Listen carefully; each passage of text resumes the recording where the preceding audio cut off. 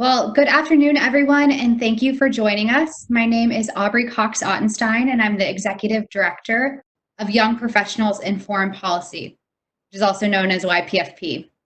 And YPFP works to build the leaders tomorrow needs through capacity building programs, engaging events, a global community of peers, and opportunities to elevate their members' voices through writing and publication. We are delighted to have Ambassador Al Otaiba, from the United Arab Emirates join us for what has become YPFP's virtual ambassador series. Ambassador Al Otaiba and the UAE Embassy have been important partners for YPFP.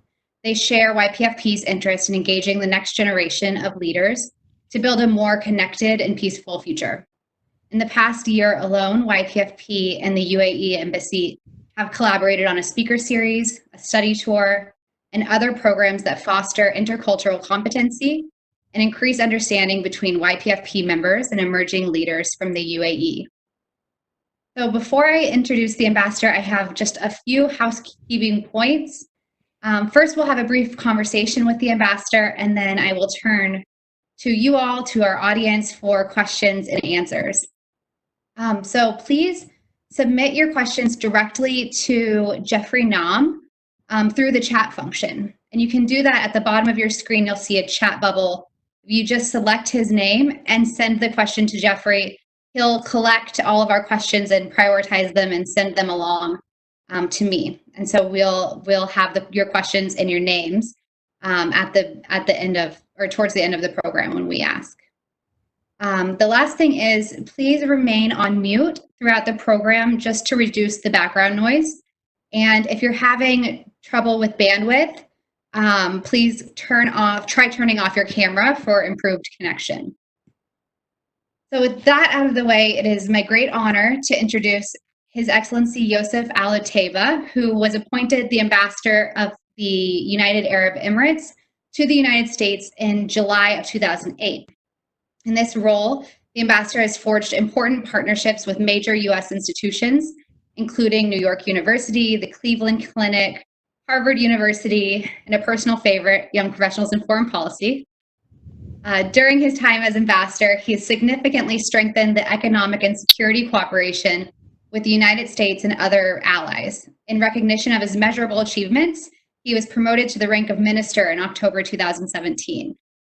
Ambassador, we are delighted to have you here for a timely discussion about effective leadership during crisis and the UAE's response to COVID-19, as well as the future of diplomacy and how digital diplomacy might look.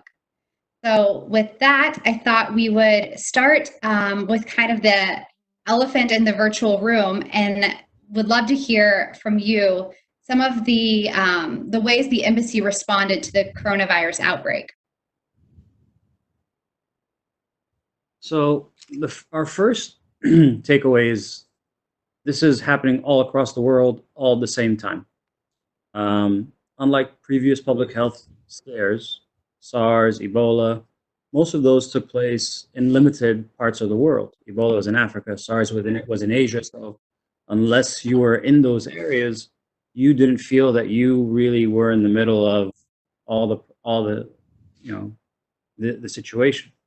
And so I think one of the unique features of what we're going through is everybody's going through it. And it's happening, I think it started in Asia, it's moved through Europe, and I think the US is probably the third wave of numbers. So when the numbers started increasing and the world started taking this more seriously a month and a half ago, we started coming to the realization that it's probably safer to get our Emirati citizens who are here either studying or on here for healthcare reasons back to the Emirates safely. So for the past, maybe I would say 4 weeks or so, our main focus has been getting Emiratis back to the UAE safely and bringing some of the American expats who are stranded or stuck in the UAE back here. Fortunately, most of the numbers are people going to the UAE. We had about 40,200 Emiratis between studying and healthcare here in the US. We've managed to repatriate close to 80% of them, and we're still working on the remainder that are able to travel back. So I think most of our focus has been dealing with this issue. Now, diplomacy doesn't stop even in the middle of a pandemic. Regional issues haven't changed trajectories too much. There was an energy pricing crisis that has been resolved late last week. So there are a lot of other issues going on around the world that you have to keep track of. But like we're doing now, most of them are being done virtually, electronically, because I think, the restrictions of movement, the healthcare issues are driving us to do this in this particular manner. Now, how much of this will continue, we don't know yet. Honestly, I expect that we'll do a lot more events virtually than we did in real life. And I think there's a pro and con to this. There's a pro in that it'll be easier to conduct. You can get more people. It saves a lot of time. The downside for me is it's still going to be difficult to experience what the country offers if you're not able to travel. You won't be able to sit down and meet face to face with someone and actually get their real their sense of what's going on in a face to face interaction. So while I think this is going to be sort of the way of the future and increasingly the way we do things, I think we're going to be lacking certain things like face to face and interpersonal relations that happen, or bonds that are built when you go on trips, the feelings that you get when you go through the Sheikh Zayed Mosque or the Louvre Museum. So, but it is the new reality, and I think we're all learning how to cope with it. Thank you. And I hear you loud and clear about how do you maintain that kind of personal connection and the relationships necessary to get work done while you have to stay at such a long distance. And so I have another question about kind of leadership, and this coronavirus has put a new emphasis on the role of leaders in responding to the crisis, but also, as you mentioned, managing kind of normal day-to-day life in addition to the response. So one thing that, as YPFP's executive director, I've prioritized is trying to strengthen our sense of global community while also rapidly adapting our programs. But I was wondering, as a high-profile government official, how do you approach leading through a crisis? So at any level, whether it's in an embassy or a company or even a head of state, I think when there's turbulence, when there is risk, when there is questions or concerns in general, people look to their leadership for guidance, first of all, for reassurance, second of all, and for information. Information is key, and how you communicate that information is key.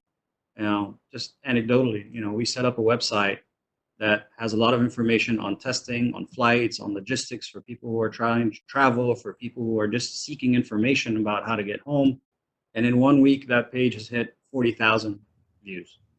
40,000, which means people are hungry and thirsty for information. That's generally what happens in times of crisis. And so whether you are running an embassy or running a company, you have to be there for your team and provide that kind of information and that kind of reassurance.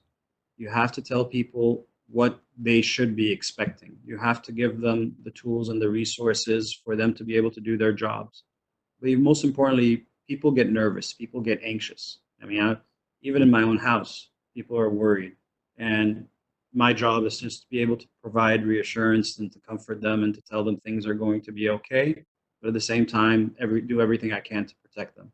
So one of the things we've done here in the embassy is we've rolled out a testing program for all employees at the embassy, families, and so on. So it's important for people to feel safe and to feel comfortable. So that's one of the things we've done here that has really helped with morale and people feeling that this is part of a team. Thank you. And you mentioned building a website to increase communication, but this whole kind of COVID crisis has put a new focus on using technology and digital communication to remain engaged in daily life. So I was wondering, how has the embassy engaged in using or transitioned into using digital technology as a tool for foreign policy or international affairs? So this gathering that we're having here is a perfect example of how we're doing things from now on. And I try to do 2 or 3 of these a week. So instead of you coming to our embassy ballroom and having a dinner and a fireside chat in person, we're doing it this way. And like I said, I think this is going to be the new norm for a while. You know, we did a security exercise, a simulation about 2 months ago. And in one of the scenarios that we got in this exercise was, Corona spreading really rapidly. You're going to get instructions to work from home. This is over 2 months ago. And, you're going to have to stay home and work from home. Are you equipped to work from home? And I looked at my IT team and I said, are we equipped to work from home? And they said, no. So what do we need? We need laptops, we need phones, we need to be able to connect securely to the embassy networks. So we went and got all these things about 2 months ago, made sure all our team can work from home if need be. That happened to be prophetic, but only because we did this exercise. So I think people will find this method more convenient, more useful. Like you're doing it from your house. I'm in the office, but most people are doing these from their homes as well. So I think it's going to force us to be a little more nimble and to do things in a new way. But I think that's going to be the way of the future, because a lot of people will start second guessing. Do I really have to travel and go to this conference? Do I really need to get on that plane and go attend this thing in person? Do I need to, go across town during rush hour to attend this reception? So, I expect this medium to get a lot more use in the future. Yeah, it's hard to imagine going back to life as normal, even once everyone is well and the virus is contained. But I do wonder, what are some of the opportunities that you see in terms of this new kind of digital culture in the workplace? I think this actually opens doors that weren't available to us before. Um, Again, I think as long as everyone is doing this, there are going to be more opportunities. 3 weeks ago, I had never heard of Zoom. But guess what? Zoom is like the most popular thing on the planet now. Everybody's on it. So, I mean, I think that's just going to be how we adapt. We'll probably be able to engage more, not less. Like I said, we're going to miss the human touch of analysts. Like I said, we're going to miss the human touch of actually meeting someone, shaking their hand, and getting to know them at events. But it only I think this is going to have more frequency. You can do more of these in one day than you can do real events. Um, and the one silver lining, indirect silver lining I see in this is it is bringing people closer together. Somebody here in Washington, I think, can empathize with what people in Europe or in India or in the Middle East are going through right now, because they're all going through the same thing. They're all stuck at home. Their kids are not going to school. They can't get out of their house and go to the office unless they're just going to, food shopping. So there's going to be an equalizing and empathizing factor, I think, of going through this, that is going to make people understand what the others are going through. So if we can try to come together as a people, as a human race, and try to work together to resolve this, I think it improves our chances of resolving or finding a vaccine or finding a treatment. I think in the past we have gotten more, narrower into our lanes, and I hope that what the corona pandemic forces us to do is think more broadly, think beyond our traditional boundaries, so to speak, and how we can fix this and how we can fix bigger problems, whether it's a pandemic or climate change. So I hope it forces us to think about things that we didn't think about before. Yeah, and I do hope that you're right, that there's an increased sense of empathy and being able to put yourself in someone else's shoes after this. It's a good point that I hadn't really thought of. So I do want to invite people to please send your questions for the ambassador to Jeffrey, who will send them along. He'll filter them and send them along to us to make sure that they're building on the conversation. But my last question is a quick one. Do you think the handshake will ever return? More than any other question, that question has been on my mind, honestly, more than any. I keep asking people, is it going to come back? Is it going to... The truth is, I don't know. I'm generally I go in and reach out my hand no matter what. I'm not a germaphobe. Um, so I would be inclined to do it, but I also realize that maybe that would make the other person uncomfortable because maybe the person doesn't want to shake my hand because they're a germaphobe and they don't want to, risk something.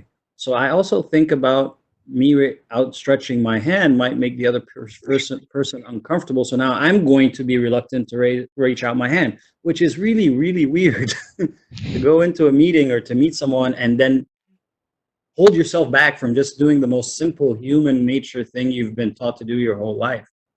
So I don't know. I think eventually it will come back, but I think for a while people will be nervous, at least until there's a vaccine and they feel a little more secure. Yeah, yeah. So I'm going to open it up to our participants. The first question comes from Tyler Cundiff, and he asks if the UAE has been coordinating with neighboring countries concerning that coronavirus outbreaks are spreading. Yes, absolutely. Not only have we been coordinating, we've also been doing a lot of sending a lot of assistance. So, Italy, the Seychelles, Serbia, the UK. I think we sent a plane load of medical equipment to Italy about a week ago. And I know Iran is always viewed as an adversary, but even Iran, we've sent two shipments of medical assistance through the World Health Organization in the past 2 months. We've always been, I think, fairly open-minded about these things. This is not political. This is not about foreign policy. Like I said, the entire human race is going through the same thing. So we are trying to help as many countries as we possibly can. Thank you. And this next question comes from Jeffrey, and is that there's usually a trade-off between the price and the quality of healthcare purchasing decisions. Will the government want better health security with fewer resources, or how will the UAE government manage that challenge? So I think it's hard to answer that at this stage because I don't know. We're still I would say, a learning mode. We're trying to figure out what it is we have and what resources we are willing to how we're willing to spend those resources. I saw an article this morning that the Dubai World Trade Center, one of these iconic sort of commercial buildings in Dubai, one of the first commercial buildings in Dubai, has been converted into a 3,000 person hospital, field hospital. And so I think right now, everyone's focus is on how do you improve and get the healthcare you need for this moment. Once that is over, you're probably going to draw lessons and figure out how do we improve, how do we get better, if these two systems weren't linked to each other in the past, should they be linked to each other now? But I think it would be premature to give you an answer about what it's going to look like a year from now or 2 years from now. But I can tell you that everybody's thinking about this. And there was a briefing for the Crown Prince about 2 weeks ago, and they showed an image of how the briefing was set up. They had a whole of government approach. So think of like an operations room, but the Minister of Education, the Minister of Health, Transportation, Security, Interior, everybody was in there coordinating with each other. This has really managed to bring the country together in a sense that we're all focusing on the same priorities. That is always a good thing. That always helps. That always brings the country together. So I think we'll draw the conclusions on the healthcare side when we're ready. But the upside of this is it's forcing us all to work together better as a team. Mm-hmm. And speaking of working better as a team, I've got a question related to that and the economy, but I wanted to mention, I know that there's some technical difficulties in the chat function. So if you have questions, instead of sending them to Jeffrey, go ahead and just send them to the main chat. We can pull them from there. But I'll ask my question while we wait for those to come in. So I know that a lot of your work has focused on economic cooperation and growth. And after COVID-19, the kind of crisis declines and things start to resume, it's expected that we're going to have a serious recession. So I'm wondering, what do you see as kind of a global coordination in terms of economic recovery, and what role might the UAE play in that? So I think we're all going to go through a recession. I don't think any country or region is going to be immune from this. The UAE also, as you know, has three strong economic sectors that really are the lion's share of our GDP. It is oil and gas, which has been hit pretty hard in the last couple of weeks because of oil prices. Airlines, both of our airlines have been shut down and are only doing either cargo or evacuations. And tourism. In 2019, tourism was about 10% of our GDP. And so that was a big chunk of our, revenue and jobs and economic growth. All of those three are in really, really rough shape right now. And I wish I can figure out when some of these things are going to get turned on, or when retail will be back online, or when airlines will start flying, but we don't know. And until we can get our country and our economic engines back on, I don't know how we can do it with any other country. We have to get people back to work, but we have to do it safely. So I think that's the first priority. And once we get there, we'll figure out how to improve it with all the other countries that we've been working with. Thank you. So here's a question from Shivani, and she says that commentators have noticed that the reason the US, specifically New York, has seen such a big outbreak is the individualistic culture in the United States. Given the cultural differences between the UAE and the US, do you think this has impacted the UAE's ability to contain the virus or response to the virus? Interestingly, I've thought about that a lot. As you know, my job is to try to be an interpreter between our two countries. And one of the things I've learned is sometimes even when we speak to each other, we're not getting our point across clearly, and there's always this doubt or misunderstanding. I've been here for almost the last 12 years, and this country and Western society in general is built on the concept of freedom of speech, freedom of the press, freedom of religion. You can travel when you want, you can move when you want. It's not a society that's built on limiting movement. And so all of a sudden, your entire history is predicated on these freedoms. But now all of a sudden, because of a pandemic, you're telling people, no, you cannot move. You cannot go to school. You cannot go to a park. There are no sports events or gatherings that you can go to. You have to stay home. And so, so I think it's a bit harder for Western society to absorb these kinds of restrictions and instructions. In the UAE, everyone is being told that for your own safety, you got to stay home. You can't go anywhere. And it seems, just from anecdotal conversations I've had with my friends and relatives and so on, that there's no difficulty in absorbing or understanding the instruction. There's obviously frustration. A lot of people are just, frankly, tired of being home.